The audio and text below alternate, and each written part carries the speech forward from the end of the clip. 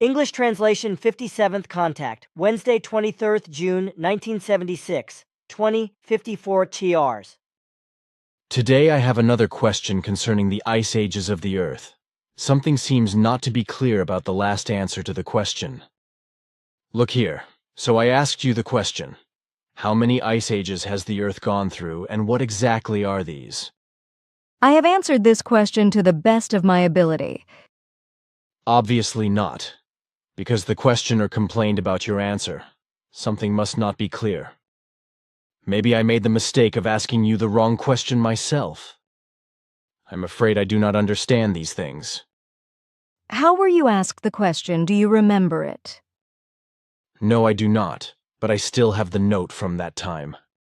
Here it says literally, in the more recent geological literature, one reads that there were 6 great ice ages in the last ice age end of the Tertiary. That is to say, about 3 million years ago to the present day. In my opinion, it is just the 4 ice ages, like you said. Which is true. Werner. The question is completely illogical and incomprehensible, if only because it contains a provably false assertion. I would not have answered this question because it obviously serves an unfair purpose in its confused form. I know that, but I suspected that it would be illogical for you, so I put it in a logical form. That was to be assumed, because your question was very logical. Okay, now can you tell me why your answer was criticized?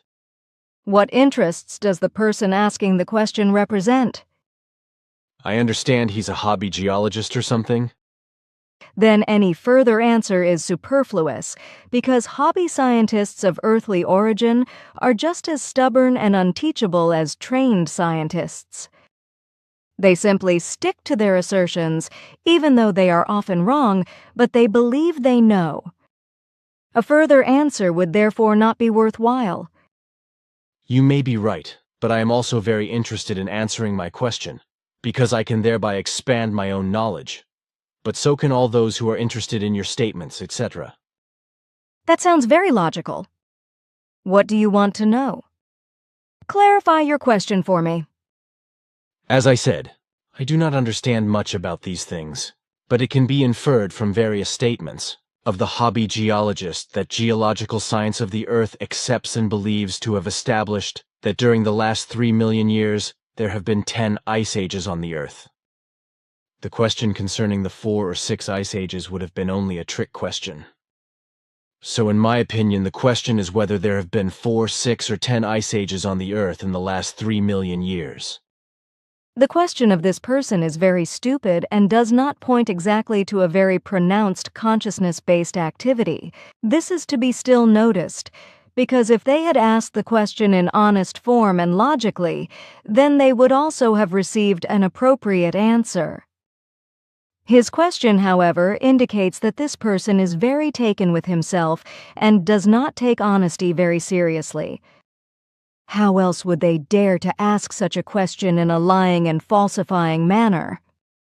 That is why I will not answer the question on account of them, but because of you and honestly interested people, as far as I can, as I have already mentioned, on average and to some extent every 700,000 years, a great glacial period takes place on Earth, which corresponds to the value of a great ice age. Between these great ice ages there are different interglacial seasons, that is to say interglacial ice ages or small ice ages. Their cycle is about 350,000 years on average. The glacial periods usually cover 1/6 to 1/4 of the Earth's surface, while the interglacial periods cover 1/15 to 1/22 of the Earth's surface, although for both ice age types enormous differences can occur both in relation to the area covered and with regard to the timings of the occurrences here and there. It is now easy to calculate from this that this misguided geological person, also with his new assertion that there have been 10 ice ages on Earth in the last 3 million years, again makes a false and misleading assertion without truth, because with 2,800,000 years, their 4 great ice ages and their 8 interglacial periods have caused new transformations on Earth. In total, it can be seen that 12 ice ages covered and changed the Earth alternately during the last 2,800,000 years, while the Earth is now preparing for a new interglacial or stadial period, which will reach its peak in about 160,000 years. The second subsequent ice age, for which the Earth must already prepare itself by terrestrial and extraterrestrial influences, finds its climax in approximately 500,000 years, whereby this will then again be a great ice age. With that, you have answered the question exhaustively. One thing, however, is not yet clear to me. I have been told that the so-called interglacial or between-glacial periods are simply a continuation of the glacial masses, which push very far forward and slowly retreat again. Your answer, however, says that the interglacial periods are real ice ages. Something does not seem quite clear to me here. The question might be qualified because earthly geological science lives in the misconception that a planet has only one real ice age, which always repeats itself, and that the interglacial ice ages are only extensions of the glacials.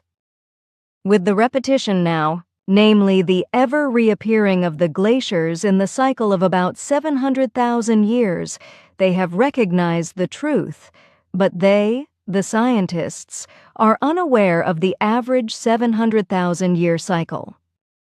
It is, however, completely alien to them that the cyclic interglacial periods, which we also call small ice ages, are also actual glacial periods.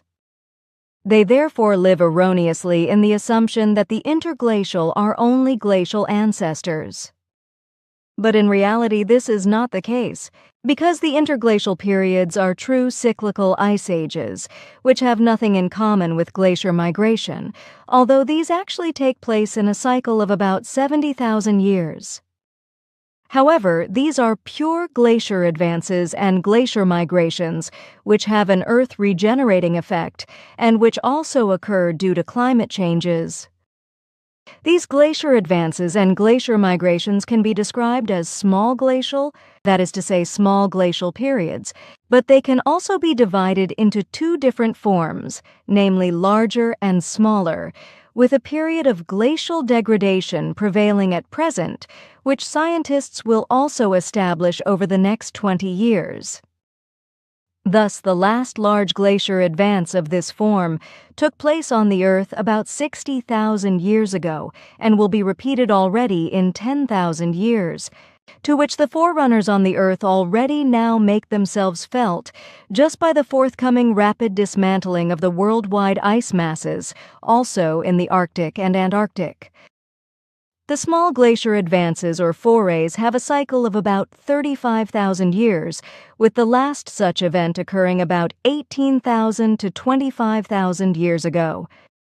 After the cycle can be calculated, thus with the next large glacier advance, also a small advance follows, whereby, however, the surfaces of the Earth covered by the ice masses will be in different places. That answer should really be enough. On the other hand, I do not know any more about it either. That is more than I expected. Thank you very much. Unfortunately, the last time I asked a question, I forgot to ask Coney. He wanted to know if the doctors on your home planet also know the diseases that we have on the Earth. He probably means whether these evils are also rampant on your homeworld or simply present. He also specifically asks about the so-called cancer. He also wants to know if you have or know other pathological evils, or if you have simply defeated the diseases. Our scientists have already defeated many so-called diseases centuries or even millennia ago, but even today, illnesses of a diseased nature, transmitted from earlier times, still prevail on other planets. But they are no longer deadly or physically destructive in any form. In the main, They are evils of a minor nature, such as colds, etc., which can also result in pneumonia and the like, but which we are usually able to bring under control very quickly if they do not degenerate. This is also the case with other evils.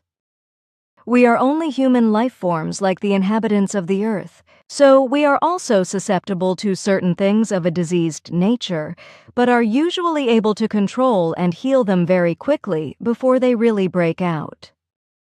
There are also certain evils with us which are unknown on the earth, but to which our science has also become master. In the case of the cancer, etc. you mentioned, which is embodied in a parasitic, malfunctioning life, it has to be said that fortunately we have long since banished and conquered these diseases. This, however, was only possible when our humanity and our scientists abandoned certain negating and negative attitudes and actions, etc., and began to think and act in new forms. So that means you cannot tell us how we can fight these nasty diseases?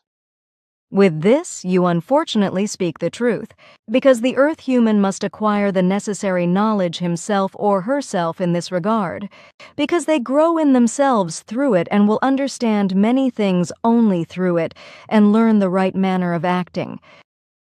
But if we were to give them the knowledge, then we would be giving the Earth humans a method in their hands, which they in turn would exploit destructively and devastatingly, because the knowledge about fighting these diseases holds too many powers and too much power in itself for us to be able to designate it responsibly. It is still too early for the human being of the Earth to be able to possess this knowledge. Only through the ongoing and advancing evolution will they be able to integrate themselves into this knowledge and its power and might, if they will apply it in the given measure and according to creational laws and recommendations without exploiting it in negative form.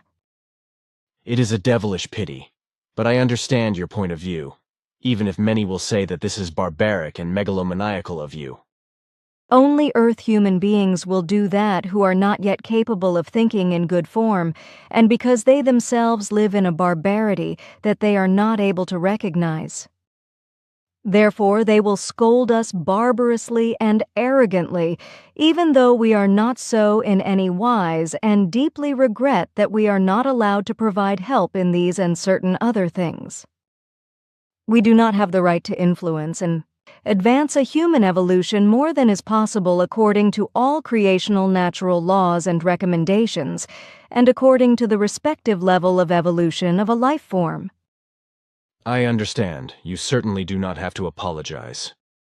But let me ask you a stupid question. Are you also susceptible to the pfarnusel? I cannot understand you.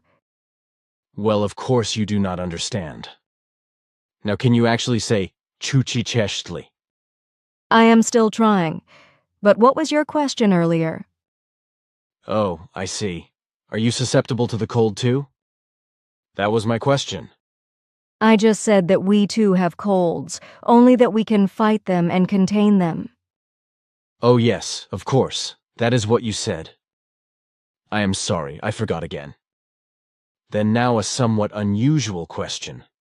Does the dear Pilan Poily Pope Paul VI circulate in homophilic groups, or is this only a disparaging assertion of certain scribes? This is a very unusual question, but it is based on certain rumors that have been spread recently. You are right about that. Can you answer the question for me? If it is important to you, certainly. Yes, the rumors are true. This was the case even before he assumed his deviously obtained office. Okay, that was a guess. Now can you tell me what to think of the White Eagle Law DGE Association in Liss, England? I do not know that name. Could you investigate? If it is absolutely necessary, but it does not carry tributes, if my assumption is correct that it is a sect or the like. Must it be so then? I do not know, but I would like to ask. Please, I would be grateful if we could then use the time in another form. Okay. Well, before I forget, can you give me some autographs for the kids, because we forgot this last time? My pleasure. On what should I write the greetings? Here is a pad and a felt tip pen. Thanks, but you can still keep asking questions. Well, I still have a very special request, which is very much on my mind. My colleague Conrad seems to have been a bit strange lately. He's really spinning out. Is there perhaps the possibility that I have insulted him, or that he simply has a natural depression? Or are there other ghosts buzzing around, driving him crazy? I know nothing about it, but I will do my best to find out. Thank you. Then I have some other questions from Mr. Witzer in Nürtingen. Has one of your spaceships ever been left behind on the Earth? We have not lost any spaceships on the Earth, because the question is probably related to that. It is my own fault. I have to ask you this question logically. Has one of your beam ships, a reconnaissance ship or a telemeter disk ever crashed since you returned to the Earth? No, our equipment of this kind and those we have here are completely crash-proof. Thank you. Then another question. Is it true that there are 10 to 16 glass coffins or glass shrines in the American Pentagon in which dead extraterrestrials are found, and which are supposed to be about 120 centimeters tall? Something like this is unknown to us. But is there a possibility? Sure, but we should know that. Do you doubt that statement? It could be an assertion without any truth. Nothing is known to us regarding such an incident that would suggest a crash of a beam ship of foreign origin, in which 16 extraterrestrial life forms are to have been killed and stored in glass shrines in the Pentagon. In another case, however, something similar arises, with the deposit of extraterrestrial dead bodies, etc., which does not concern the Pentagon. So in the Roswell case... Also good. What about Apollo 13, whose oxygen tank is supposed to have flown away from the device part and traveled into free space? What was the real reason for that? I cannot give you any information about this because I am not informed about these concerns. Then another question. How many humans of your race currently live on the Earth? Overall, there are 114. This is a quick one. What do you call your son Taget in your own language? Similar to yours, namely Taggett. Aha. And what is the diameter of your home planet Era in your Pleiades system? It is very much like Earth's, as I explained earlier. All right. Then a question that you have already answered sufficiently, and which must therefore seem illogical to you. Have some of you incarnated on the Earth? You know that this is impossible because none of us died on the Earth, so you ask very illogically. I already told you. I asked the question not from me, but from Mr. Witzer. I understand. The next question relates to the troposphere of Era. What gases and substances does it consist of? It is almost identical to the Earth. The tropospheres of our worlds usually contain between 75 and 70% nitrogen, 25 to 29% oxygen, and 1% trace gases such as carbon dioxide, argon, etc. Era itself has a higher oxygen content with 32.4%. Traces of argon and other gases are found at only 0.3% and nitrogen 67.3%. However, this refers only to the planet Era, as I have explained. That is good, but you are obviously talking about the atmosphere, although the question is related to the troposphere. It is one and the same thing, because usually you call the troposphere the lowest layer of the atmosphere for simplicity's sake simply the atmosphere, which, however, viewed from bottom to top, is composed of the troposphere, stratosphere, mesosphere, and thermosphere. Ah, so I did not know that. Unfortunately, I have a gap in my education in this respect. Thank you for the information. This knowledge is not of great importance to you either. Still, it is a lack of education. But how great is the surface gravity of Era? Do you want to know all the data on my homeworld? It could probably do no harm, because I am constantly asked about it. but unfortunately, I do not understand anything about these things. I want to give you the most important data not yet mentioned, but then that should be enough, because these things are not of great importance for Earth humanity. The surface gravity is 1.00003, according to the Earth's basic measure, that is to say, slightly more than the surface gravity of the Earth. The density is 5.521, the axis inclination 22.99 degrees, and the equator diameter 12,749 kilometers, whereby the escape velocity of 11.19 kilometers per second is to be mentioned. This is the most important data that should really suffice. It is good, girl. They were just interested in it. But they are not of importance, and for the Earth humans is still unverifiable for the time being. The answering of such questions only leads to the fact that you yourself are accused of lying by the unreasonableness of earthly astronomers, etc., because their illusory knowledge and their desire to be know-it-alls does not allow them to recognize the truth. Thus, it is better not to consider such questions anymore. Okay, you are probably right about that. But can you now tell me how many years your race has already mastered space travel? By which I mean your ancestors up to the most ancient generations. It has already been 27 million years since our first ancestors built the first space-worthy flying vehicles. It was about 6,000 years before the Great Catastrophe when the destroyer breached into the home systems. Quite a span of time. But tell me, do you know how old the SOL system is? That is what we have been dealing with. The Earth is a middle-aged planet with 646,646,000 years since its first primeval matter agglomeration of ultrafine gas. Other planets are a little older and are slowly disintegrating, while Jupiter and Saturn only develop into planets if they ever do, before the whole system disappears again. The age of the Sun amounts to 810 billion and 73,810,073,000 years, whereby this information regarding the age is based again on the first origin of the Ur-gas, which formed at that time in the constantly changing and the becoming and passing as well as the again forming of the aligned universal material belt. I think that should answer the question, at least I hope so. But now again a question concerning the dear George Adamski. Has he ever seen a spaceship or a beamship, and are his photos all fakes? Your question is again illogical, because I have already answered it several times. I know you said that he never saw a beamship or even a spaceship himself, not even a reconnaissance ship or a telemeter disc. According to your information, he built various models, etc., in the size of approx. 30 cm, with which he then took his photos, based on the statements of a woman who once saw a beamship. But what about his pictures? Are they all deceitful? Sure, it is undoubtedly so.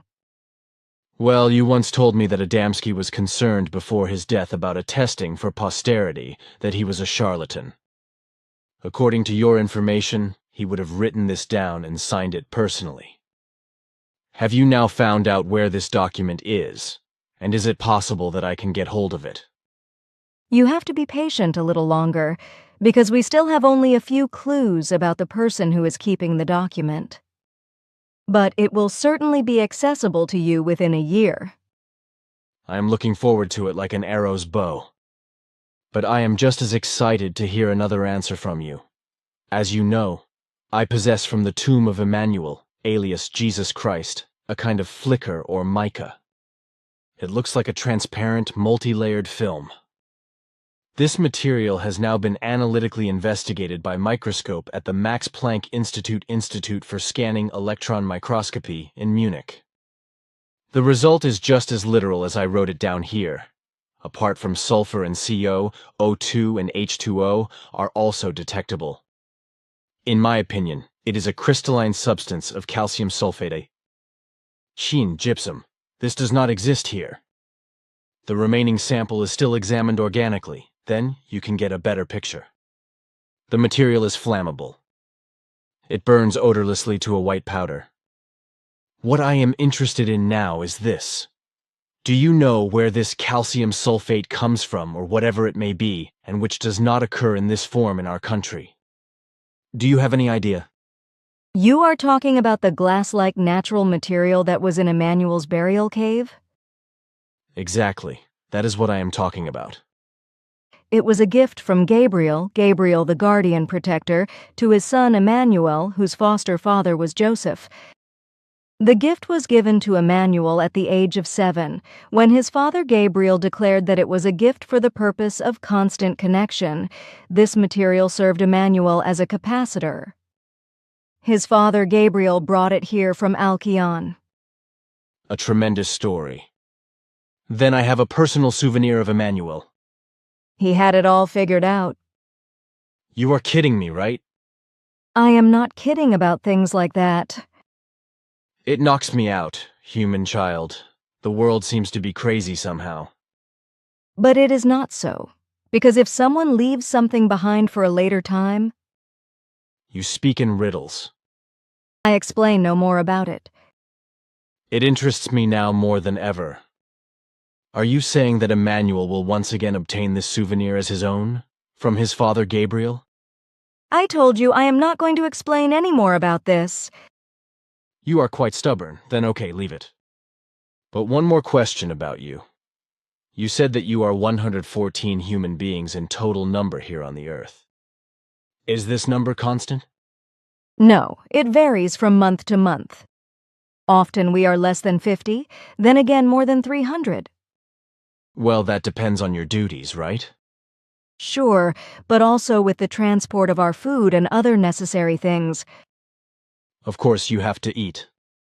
But now I want to ask a question about Agartha again. Can you tell me how big this underground city actually is? Certainly. Agartha is built very deep in the earth in 2 parts. Each in a size of the city you call Zurich. That is to say, the Agartha under the Gobi Desert is about 1/6 smaller than Zurich, while its satellite city is about 1/4 smaller. Both cities are called Agartha, but have the additional names Alpha and Beta. You are not telling me where the satellite town of Agartha Beta is. With your question, you explain that you are informed about it because otherwise you would not know that the second city carries this name. Of course, Askett explained it to me back then. But we have nothing about it in written form.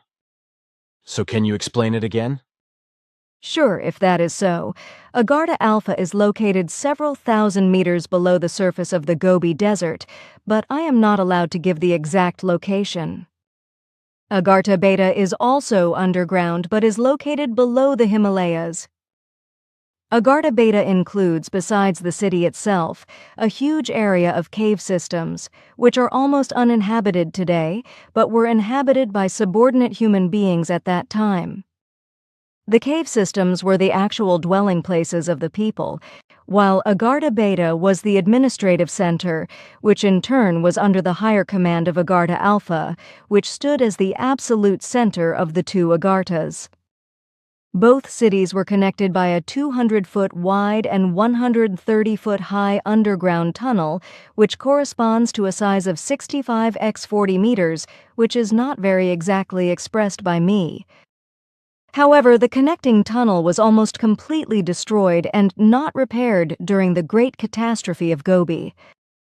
Today, for example, there is only a narrow connecting corridor, which makes weak traffic possible. So Askett told me.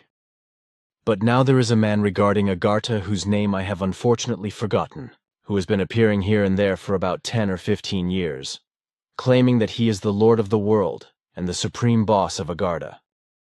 What do you think of that?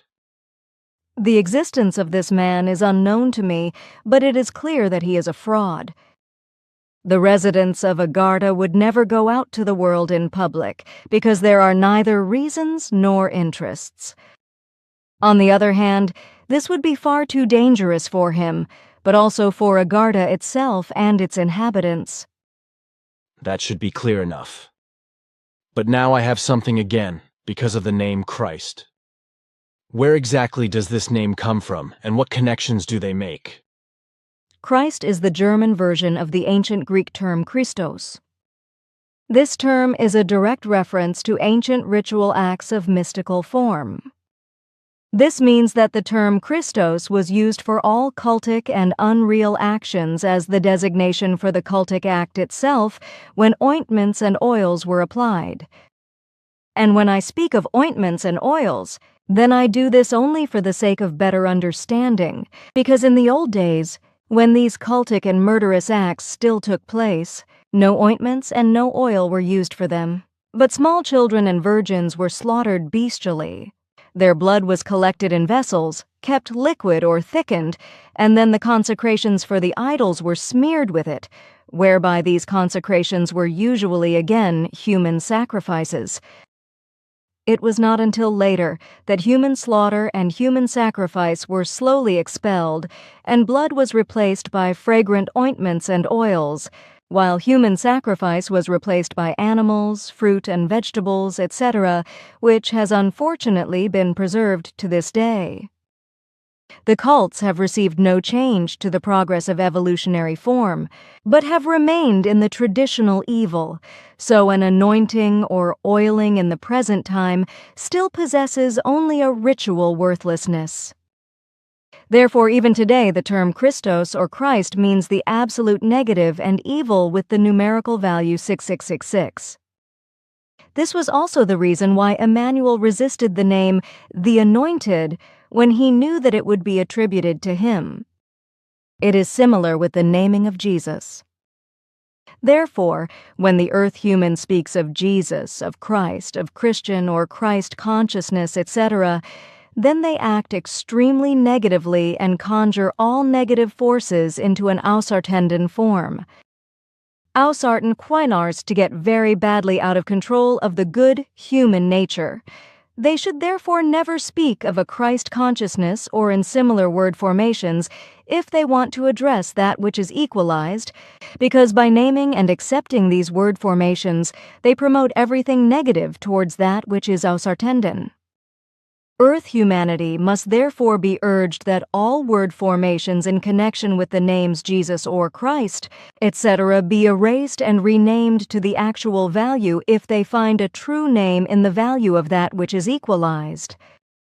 So one may only speak of a creation consciousness and the like, but the knowledge in this regard should also be formed. Thank you very much. That was very detailed. If you do not mind, I have another very unusual question. I am waiting for it. As you surely know, we have created the so-called pill for our earthly overpopulation problems. The question now is whether you also know something in this form, whether you swallow any medication or the like in order to keep the offspring rate within limits, which does not work with us despite the pill. The question is indeed a little unusual, but it is very justified. No, we do not need these things, because in observance of the natural laws and recommendations, we align with their order and abide by the periodic rules. So does this mean that you only make sexual love when this coincides with the female infertility period? This is not quite so, because human life forms remain human life forms as long as they are bound to physical bodies. Sexual needs also come to light outside the infertility period of a woman, so that the needs must also be met outside this period. However, in order not to produce offspring, there are many natural aids which we always observe and apply, but this does not rule out the possibility that exceptions may come to light and offspring may be produced unintentionally. However, every woman of our race has the technological means to detect an unwanted pregnancy within 3 days. If this is the case, then natural preparations trigger early menstruation, whereby the fertilized egg is rejected before it is able to develop. Therefore, no abortion procedure, according to an earthly sense, takes place because no spirit-bearing life is destroyed by it. As you know, only at the beginning of the heart's activity, and therefore 3 weeks after procreation, does the spirit become established in a life form of a human being, so that, through this process of a prematurely triggered early menstruation, only the substantial basic substances are ejected, and no life is destroyed. This is not the case with terrestrial humans, because their ability to recognize a pregnancy is still very limited, so that they are only able to determine a pregnancy when the newly created life form is already established and enlivened by the spirit. Destruction of the fetus in this state already means destruction of life in a murderous form, which is not in accordance with the natural laws and recommendations, except in real emergencies when pregnancy or childbirth endangers the life or health of the expectant mother, or when other compelling reasons exist. Boy, oh boy, that is a long speech. But if I have understood you correctly, then you only use purely natural remedies for contraception, such as the one that you simply jump off the train in Oerlikon and do not drive right through to Zurich, right? I find it admirable how you can describe and paraphrase these concerns. Yes, it is one of our natural remedies. Well, I do not want to ask what the other means are, because surely they are very diverse. Sure, but the harmony between man and woman is necessary in all events. Otherwise, it would be unpleasant for one or the other partner. That is understandable. Unfortunately, it is very difficult to talk about such matters, because the human beings of this world are cursed in this respect, and the Pope twerp plays an important role.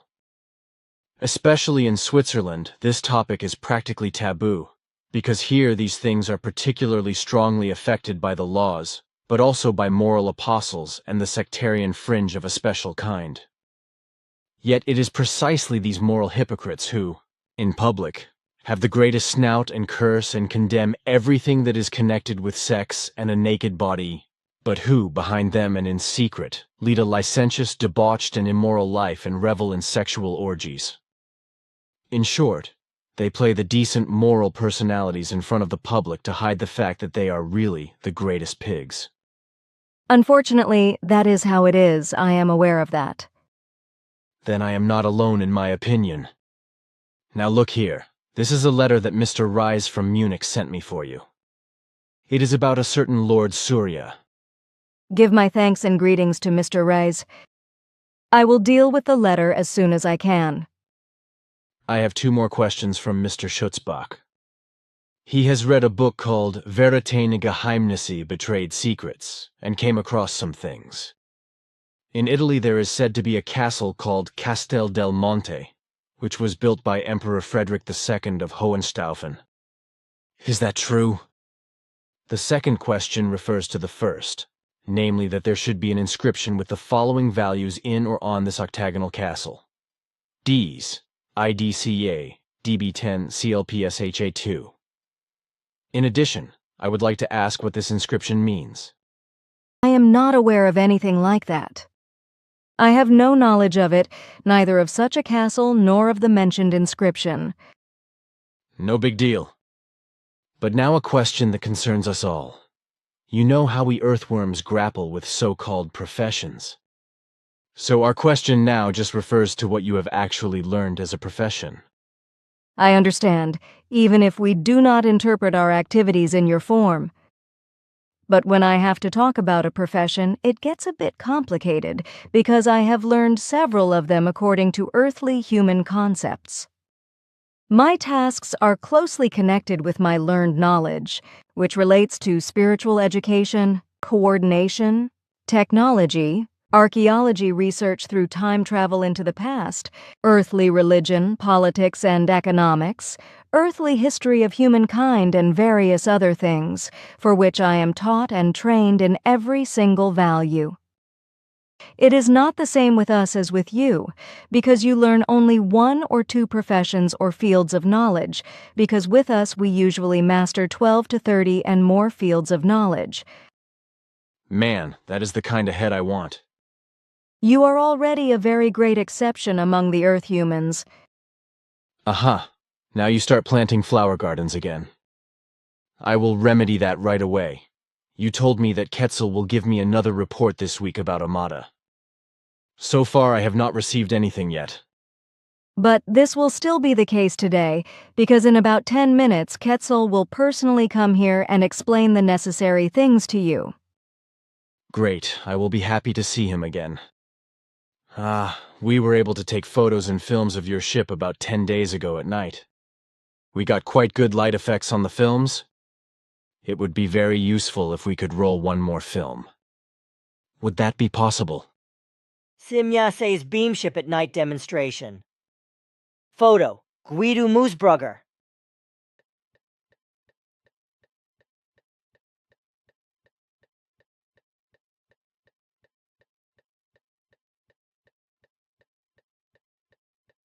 This has become a somewhat dangerous concern because we have drawn the attention of many observers to us with the generation of energy burns. But it should still be possible to set it up again. I see you have your camera with you. I will therefore speak with Quetzal. He will certainly grant it again. After that, however, for reasons of prudence, we must stop such demonstrations in the future, at least for a longer period. We are also no longer allowed to demonstrate in such an official manner as we have done in recent months. It is really all becoming too dangerous. Therefore, if we demonstrate something again today, perhaps it will be the last time for many months or even years. Too bad, but it cannot be changed, can it? I am afraid not, and that is final. We dared too much. It is too bad, really. Are there actually no more sightings in it at all? Probably from very high up, but not in the form we have done in recent months. But in this respect, we still have to clarify everything exactly. Therefore, the last word has not yet been discussed about it. At least something. Sure, you will have to settle for that. But what I would like to ask now, were you really on the move last Sunday with one of those dangerous combustion engine flying vehicles? Unfortunately, I could not monitor it because I was otherwise engaged. Of course, we were racing around through the air in the box for 2 hours or an hour and a half, and 360 things at that. The wind turbulence had thrown this combustion box around a bit, but it was very interesting on the one hand and very fun on the other hand. I really had the chat about the bucket getting thrown around. For all I care, it could have been much more, a really adventurous flight against the elements where we would have been more upside down. Although I imagine the box jumps and shakes not so strongly in nice and calm weather, but you never stop learning. I then tried very easily to test the responsiveness of the box in the controls by pulling the bucket up and down. Then I took a slight right and left turn, but I was content with a 70-degree deviation if I had orientated myself correctly with the panel compass. What I had to deal with were the curves, because I performed them excessively strongly. You are very sensitive in your sense of orientation and balance, which is controlled by the inner structure of the auditory organs. You are also very close to nature and therefore react very strongly to changes of any kind. I would like to make a blind flight in such a box in order to be able to one-time experience how I react to it. It just does not make sense to me that one can suffer from blind flying or balance problems. This has to do with your closeness to nature and your pronounced sense of reality. However, it would be better not to try such an experiment because these combustion engine aircraft are dangerous. It is really not that bad. They may be a bit primitive and a bit cumbersome, but in these tubs you can really move through the air and grin down at those who are trying to walk through the landscape.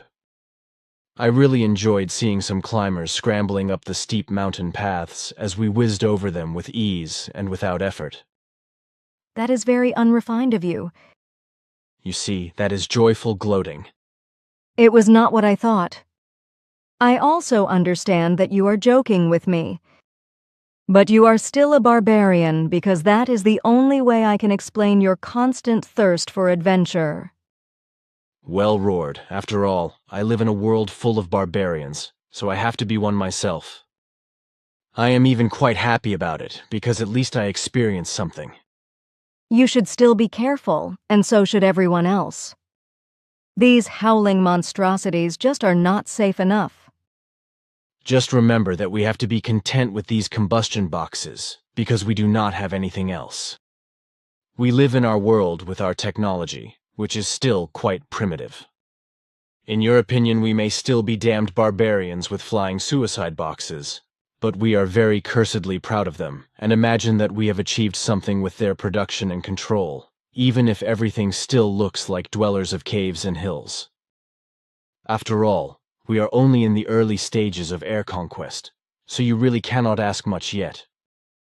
Probably you just cannot understand it because your technology is so much more advanced and secure than ours. It certainly is, you may be right about that. Our earliest ancestors also moved through the air with extremely primitive combustion motor devices, but today it seems to us to be very adventurous, barbaric, and outrageous. But look here on the screen, Quetzal is coming. Now wait a few minutes. After a little more than a minute, Quetzal actually lands next to Simya-Sei's ship, and after a short welcome, he comes for the purpose of his visit. Unfortunately, it was not possible for me to send you the requested information earlier. I was busy with very grueling problems. In order to be able to serve the matter better now, you should ask me appropriate questions, which you obviously have in your hand, already written down. Exactly. These are the questions. They refer to teleprojections cited by Amada. It is probably best if I read it to you the way Amada wrote it down for me. It will be fine, but afterwards, I have to explain some things to you that are only intended for your group in terms of knowledge. We can yet straighten that out, for we simply cover things that are only intended for us when we copy the reports. So I want to ask the first question. Amada writes it this way. Are these large ships, which I see again and again, with a large superstructure and many cabins, simply spaceships or even large capacity ships? How many people are on a ship like this? This description of the objects is neither one nor the other, but quite simply very large emigration ships with an average diameter of 120 kilometers, with a capacity for human life forms of around 1 million.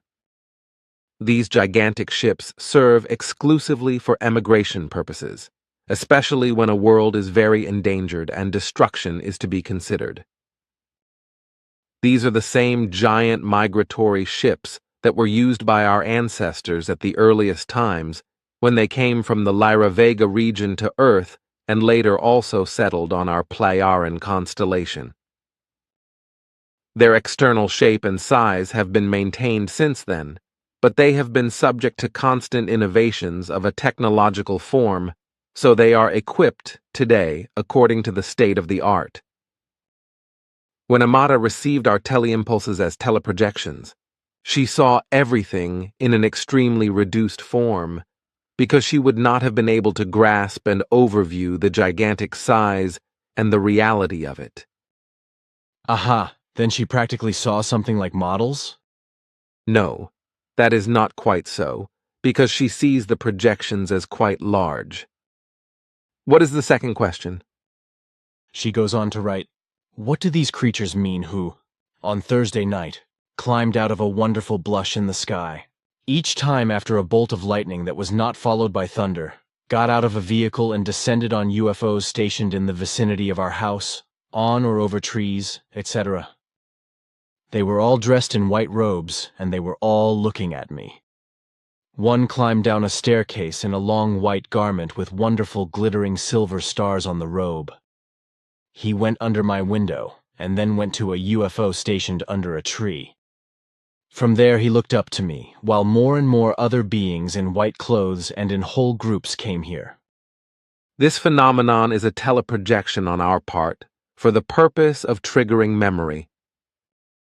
The beings wrapped in white clothes embody our ancestors from a period of approximately 70,000 years ago, who came to Earth at that time, but who did not live in fixed houses, but in their free-floating beam ships, which they had stationed mainly over forests. Hence the UFOs seen by Amada and floating above trees, as she says.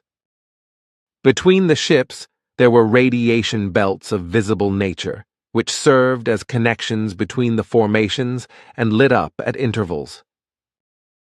These are the flashes Amata saw.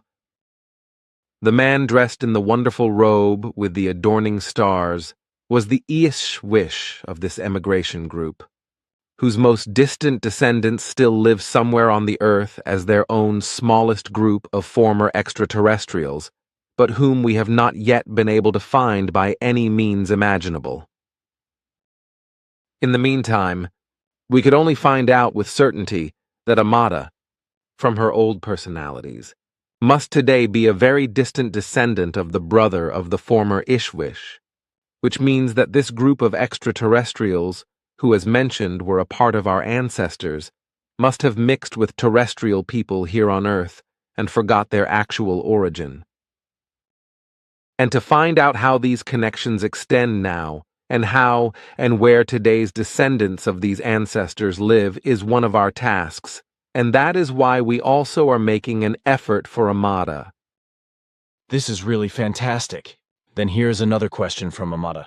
On Friday evening, a vehicle came out behind the moon, hanging on two clouds, and floated down onto the roof opposite our house, which was suddenly covered as if by a white blanket of snow. An old man with white glasses looked out of the window. The vehicle remained only briefly on the roof, rose again and floated past my window, while the old man looked at me insistently. Then it ascended again to the sky and disappeared behind the moon.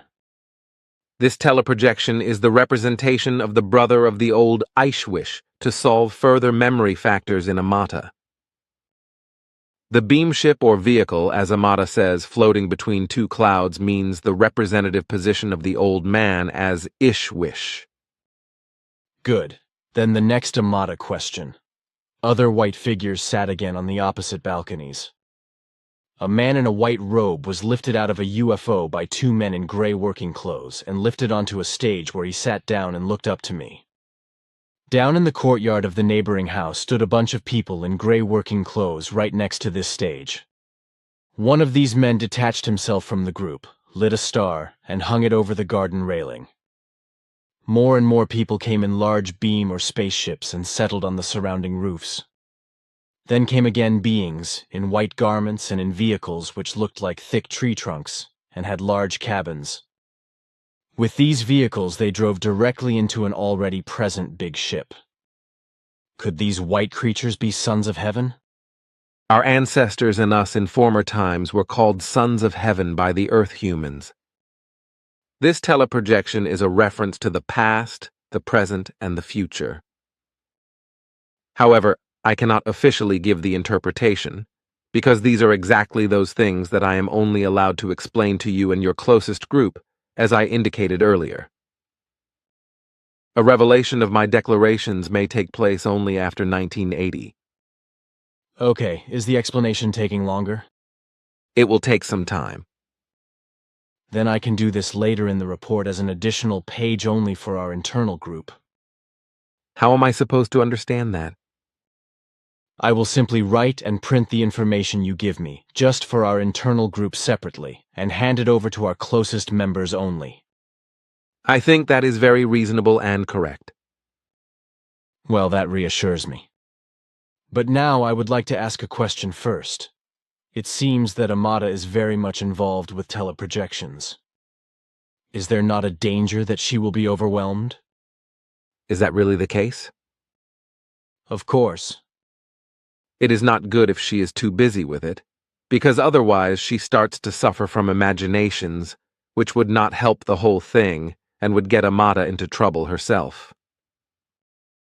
She should take note of it, but should not deal with it very much. But she's already very busy with it. This is not good, and we have to do something about it. See to it that she stays in your group next Saturday, so that you can bring her close to our ships, because we will come back for that. In a certain distance from the ship I will stop you as you proceed, after which you will stay there with Amata. Then I will call you myself, to come to us while Amata waits. We will take her in our control then. I do not want her to be afraid, not even of the teleprojections. I will give you more instructions on Saturday. Stand by with Amata. But now I want to give you the explanations. Top secret until 1980.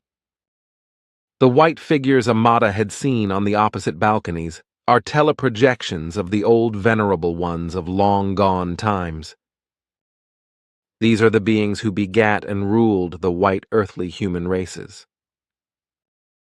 But there are also their descendants among them who in peaceful form pushed forward and determined, up to a certain value, the later earthly development of humankind. So they are the true ancestors of the white earthly human race, while the people in gray working clothes, the folk, as Amata calls them, represent earthly mankind in all its colors and races of today, standing next to a large platform. This platform symbolizes the foundation of truth, knowledge, and wisdom, onto which two gray-clad earth humans lift a man dressed in a white gown, whom they have previously lifted out of a beamship.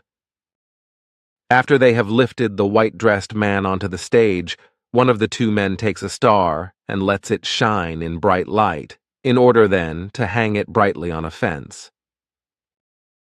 These pictures symbolize the present.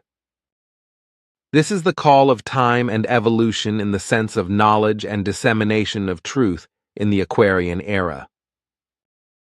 The venerables, dressed in white mentioned above, are and were the origin of all human life existing on the earth today in their known form.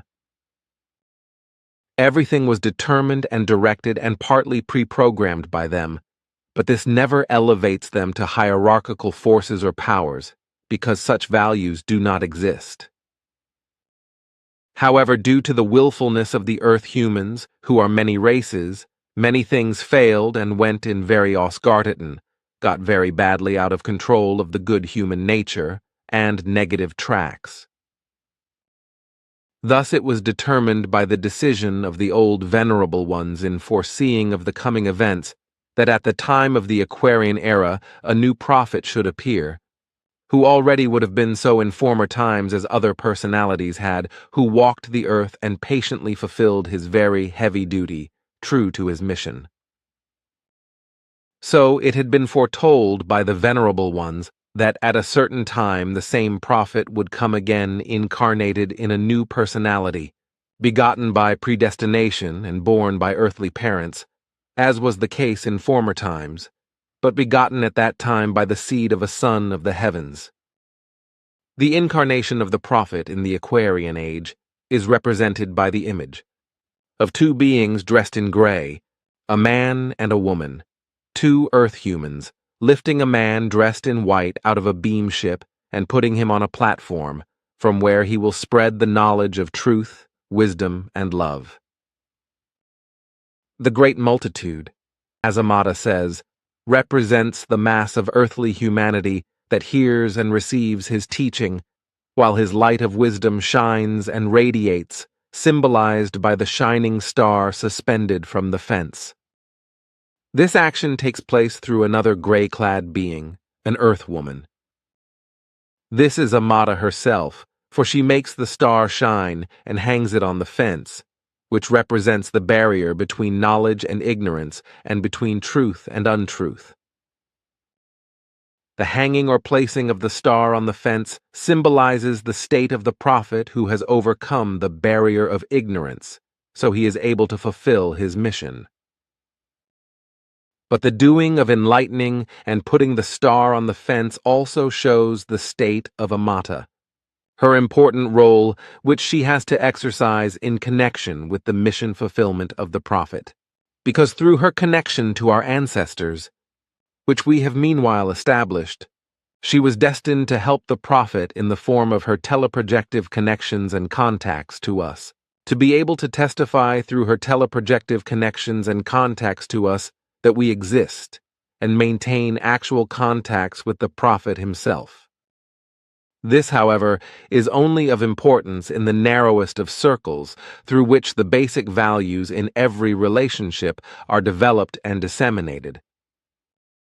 This should remain a secret of the inner circle until 1980 at the earliest, because it would not be of value and not of good to reveal this secret too early. This is fundamentally the interpretive value of this important teleprojection. In Amata's important interest, it should also be mentioned that certain projections of these things are unavoidable for us, because only through them can we track down these very old facts anchored in the memory banks and memories penetrating very deeply into her subconscious, which can provide us with valuable information about the connections that are extremely important to us. But Amata should be careful not to deal with the projections more than necessary. On the other hand, we have also noticed that Amata is burdened with misleading teleprojections from an unknown side, which obviously serve a lower purpose.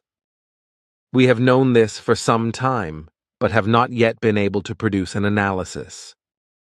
So let her exercise caution. We will continue our efforts to find out where these strange teleprojections come from and what their real reasons are. However, this task is made very difficult for us because the teleprojection impulses are so distorted that we cannot locate their origin. But now I want to interpret the last part of our teleprojection, if you are also informed about it, because also this is important for you to know, about which you should also keep the deepest silence until the year 1980. Consider that the religious powers of the earth are always anxious to maintain and preserve their power.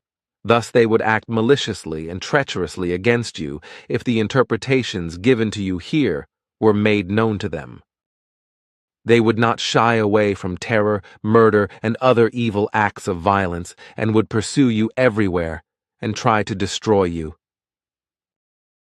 The further appearing figures with white clothes are the earth humans of the future, who through the teachings of the prophet will knowingly become wise and defeat ignorance in any form, whereby they will build large but still primitive spaceships, with which they will fly to other stars and planets foreign to the Sol system for the first time after a very long time, and establish contact with other races of humans in the universe. This is represented by the flying tree trunks with the large cabins that fly into an already present large ship. This is the interpretation of this teleprojection, which we sent out by teleimpulses for certain reasons, and which was apparently actually received by Amata. In and of itself, these concerns would not be a mystery if the return of the prophet had not already made his appearance. It is this fact, however, that must be concealed and kept secret for certain circles at the present time, because if it were known at the present time, a catastrophe could not be avoided, especially for the sake of religion in the Christian sense, which, in its irrationality, would use the worst means of violence to destroy the mission of the returning prophet and rob him of his life. A huge thing, I think. But may one know where this prophet now lives, what his name is, and where he had already appeared as a prophet before, and under what name? You know him very well because you embody this person, and we suspect that you know that better than we do. But who you used to be in other personalities and where you stayed would be too premature to say, although there are already assumptions in your group about this. Oh my goodness. You do not have to say anything else. It is enough, and I am not getting it. You think very quickly, but keep quiet about it. It is also time for us to go now. I have had enough of your last remarks. Goodbye. I have to think about that first, but whether I eat it too, that is a second question. You will. Goodbye, dear friend. Bye, girl. Goodbye, go in peace. Why would I not? It was a little too much for your modesty. I guess you could say that. It would be better for you to take an interest in certain aspects of your past lives and their personalities, because this would make many things easier for you, even in terms of revealing your secret, which we cannot simply deal with. If you have the need, then call me. I will be very quickly with you and let my remaining work rest. Thank you. You are very kind. I will remember that and also worry about your illusion. But what about another film? You want to film again? If it is possible, It has become very dangerous because we demonstrated too much during the last months. But one last time, I could at least take responsibility for it. Be ready for the weekend, Friday or Saturday, maybe Sunday. I cannot give you a more exact date yet, because the next days we will be very busy. That is why we have to send you tonight's report during the night. oh boy, there will be another long night. Unfortunately, there is nothing else to be done. And please take your time to deal with the personalities of your earliest past, the personalities of your previous lives, because you cannot conceal the truth in yourself over the long term. Although I am increasingly of the opinion that you know more about it than we do, and that for reasons unknown to us, you playing at something through which you want to withhold something from us. But even if you have been resisting the given facts for years, if that really should be the case, which I doubt, the things of the past in reference to your old personalities correspond to the truth, for which you have enough evidence as we know in the meantime. I really do not actually want to say these things. Even Quetzal before also did not, because we know your attitude and your direction in these things, and therefore do not want to burden you with our suspicions. But since you think very quickly and precisely in combination with logic, you have evoked the issue yourself to speak about, which is why you impelled us to talk about it. Now you must finally deal with these given things and acknowledge the truth that we know something about you that you want to conceal, for which we have had enough evidence in certain individual things for 3 decades. We have often explained to you, however, that your modesty is far too great, which was also the case with the personalities in your previous lives, which is why you do not want to acknowledge the facts now, or rather not call them into the open, despite the fact that they correspond to the full truth and cannot be eliminated by denial and dispute. You know very well that at that time you spoke with a person very well known to yourself, with an important person in the past, who also lives in a new personality today and thus at your current time, only you repress this fact in your head. Now finally think about it rationally and stand by this irrefutable truth, for there is nothing more for you to do in this important factor. You are all crazy. You know very well that this is not the case and that we know the truth as well as you do. Okay, damn it. It is driving me crazy. Then the salad is baked and fried for all time. You will protect it because you are much too duty conscious. But it is really now time we have to go. Goodbye, dear friend, and go in peace. I could really use that, especially now. Goodbye, great master. Remember that you can call me and I will come very quickly if you need my help, even if I assume that you alone will solve your problem. Farewell and keep peace in you. Goodbye. You whisper around like sermons of church blessings. I'm not a baby, damn it. You delight my mind with your words because you prove to me that you can cope with everything. Okay, then it should be just like that. But finally go now. Otherwise you will get a spanking from Mama, because she has to wait. I understand very well that you are being aggressive. It is this very good medicine for you. But now goodbye, dear friend. Take care, everyone. It is really enough for me now.